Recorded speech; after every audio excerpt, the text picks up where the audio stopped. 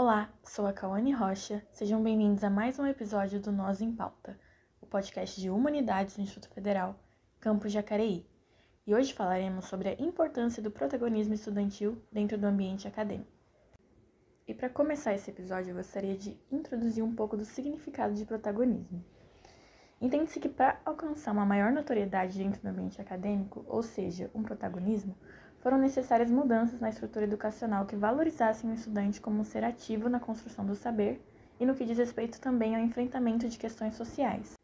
O estudante, antes visto como um ser passivo que apenas recebia o conhecimento que o seu professor, nesse caso a figura de autoridade máxima dentro de sala de aula, ao ser captado por um maior protagonismo, deixa de ceder totalmente a essas estruturas que reforçam subordinação social. O educador Paulo Freire vai exemplificar esse fenômeno ao introduzir o conceito de educação bancária, que descreve o modelo tradicional de ensino como uma transmissão mecânica de conteúdos para os alunos, como se eles fossem recipientes vazios. Ele dizia que o modelo afastava a educação dos conceitos de humanidade e não reconhecia os alunos como seres ativos no processo de aprendizagem.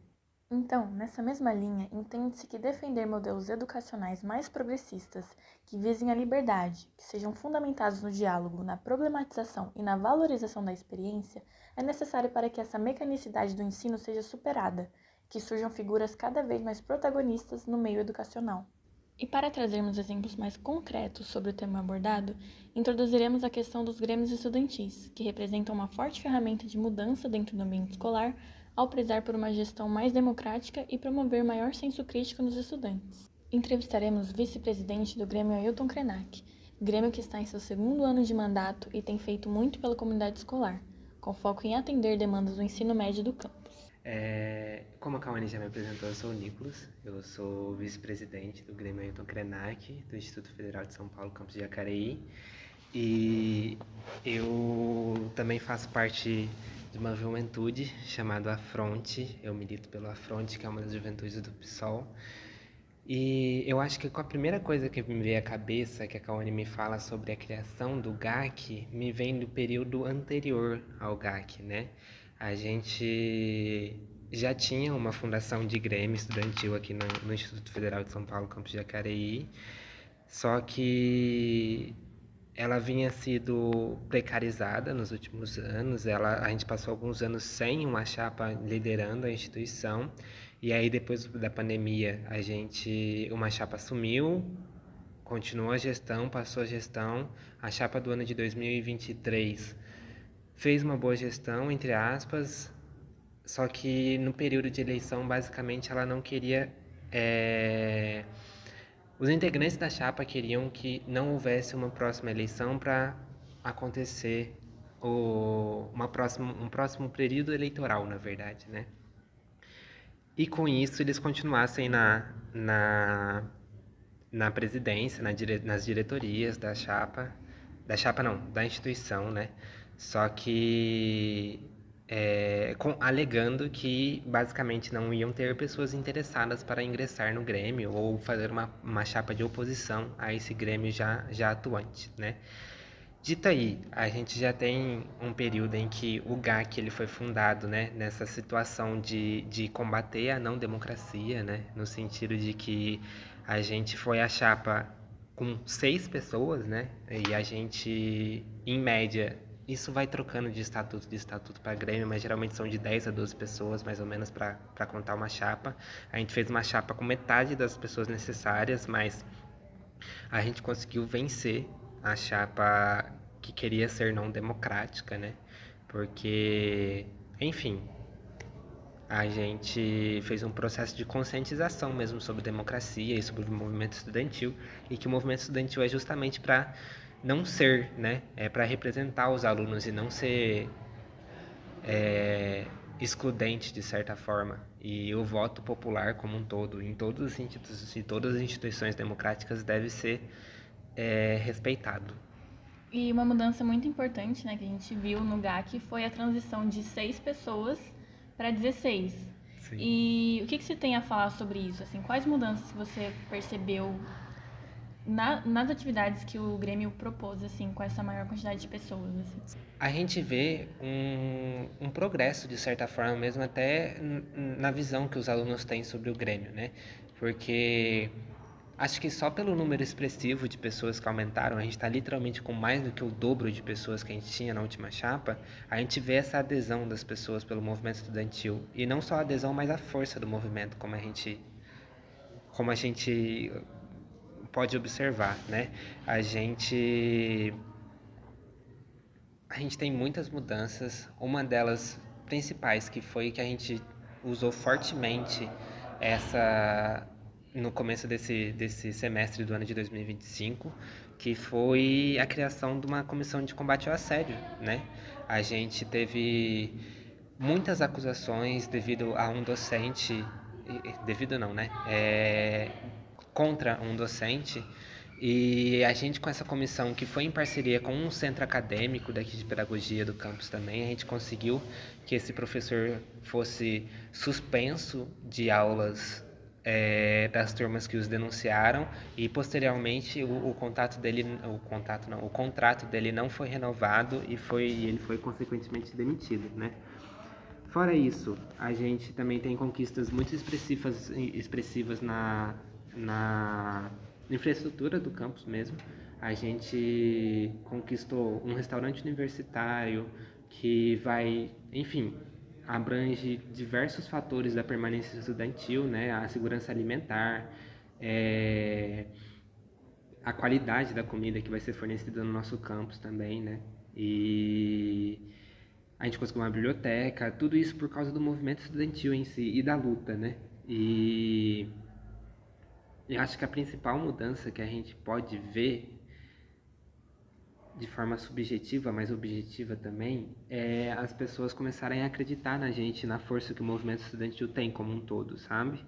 No sentido de que as pessoas confiam na gente para resolver os problemas delas. E é essa mesma função do Grêmio, né? É a gente representar os estudantes de uma forma geral, para que eles sejam representados, escutados e devidamente apoiados. Eu acho que a ampliação do Grêmio Ailton Krenak, né, faz justamente com que haja uma maior adesão dos alunos a formas mais democráticas de se agir dentro de uma escola. Né? Sim, com certeza. E falando um pouco sobre o futuro, eu gostaria de saber quais são as suas esperanças sobre as organizações estudantis, né? Seja sobre o pessoal que vai substituir vocês, né, no ano que vem, e tanto como as organizações estudantis no geral, assim, como um todo, dentro do país. Eu acho que para um futuro próspero dentro da instituição, do Instituto Federal, desse campus especificamente, eu acho que a gente como um todo, o Grêmio, a gente tem muita dificuldade de pensar em deixar as pessoas fazerem as coisas, né? Eu acho que eu vejo isso ainda mais nas pessoas que estão no mandato, desde o mandato anterior e que assumiram esse novo mandato também comigo, que é a hora de passar a mão, né? A gente está quase entrando em novembro de 2025, a gente tem pouco mais de um mês de aula só. E é difícil você construir uma coisa basicamente do zero, você passar até menos do que zero, né? Porque você pensa num Grêmio não democrático, você não pensa que isso é o que seria o ideal de um Grêmio, está longe disso, né?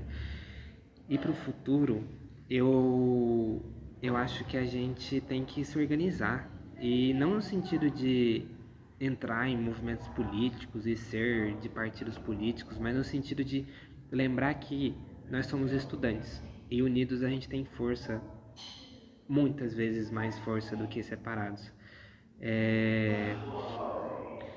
E eu acho que essa união só tem um caminho, que é a gente abranger o máximo de pautas possíveis mesmo, sabe? Tanto da questão da segurança dentro do campus, não só da segurança física mesmo, mas mental dentro do campus, sabe? A gente formar um campus verdadeiramente coletivo e acolhedor para todas as pessoas. Convidamos também para falar sobre o tema desse episódio a Cris, que é membro do Centro Acadêmico Maria Clara Araújo, organização responsável por representar os interesses dos estudantes de pedagogia dentro do Instituto Federal de São Paulo, campus Jacareí. Falar sobre protagonismo estudantil dentro de um viés de movimento estudantil é fácil, mas também não é. Não é porque muitas vezes se colocar nesse papel é complicado. Todo mundo aqui do ensino médio, até as graduações, do técnico, da EJA, está inserido num contexto. E esse contexto, às vezes, complica que você perceba o protagonismo estudantil como algo tão importante como ele realmente é. Que quando você percebe que é uma parte fundamental de estar numa instituição pública, aí sim fica fácil falar sobre isso, porque é palpável, especialmente dentro do Instituto Federal de Jacareí, o que é ter alunos protagonistas. As atividades, as palestras, as discussões, as lutas que são travadas, elas agregam demais na formação que nós temos. Seja, por exemplo, nas semanas de curso, que a gente tem semana da pedagogia, semana da administração, tem atividades do Grêmio, ou seja, nas palestras organizadas pelos centros acadêmicos, que são organizadas pelos professores, na parceria com os estudantes.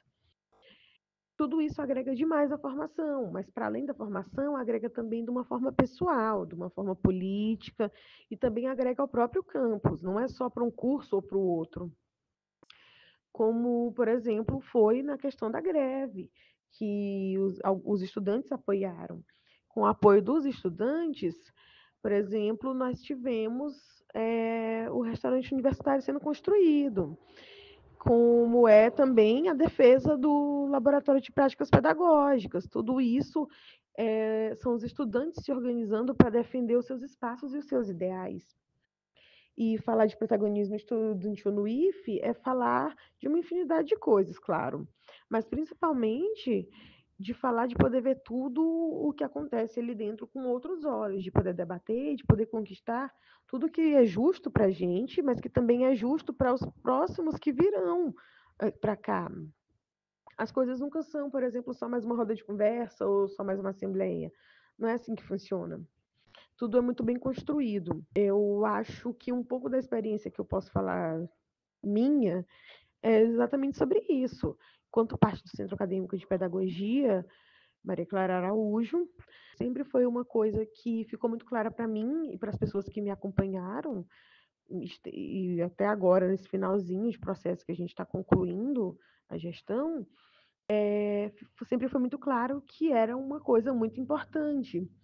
Foi muito importante todo o trabalho que foi feito, e que foi feito com muitas mãos, não foi só eu, foram várias pessoas juntas. Foi muito importante todas as relações que foram criadas, todas as oportunidades de estudar, de aprender mais sobre várias coisas, e até os baques que a gente tomou, porque tudo fez com que, por exemplo, hoje a gente tenha várias melhorias no campus comparado à época que alguns de nós entraram. Foi uma oportunidade muito grande de perceber que a responsabilidade pelo que acontece dentro da universidade é de todos nós, não é só de um ou de outro, ninguém faz nada sozinho.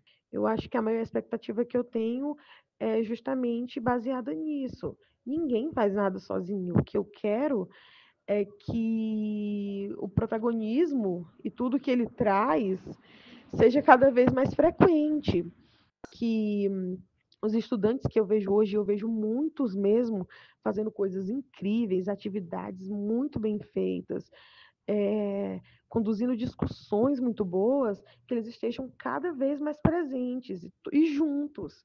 Nós estamos todos lutando pela mesma coisa, então é exatamente isso que eu espero, que do ensino médio até a graduação, o protagonismo estudantil, a movimentação dos estudantes, fique cada vez mais presente e forte, mesmo que às vezes seja complicado.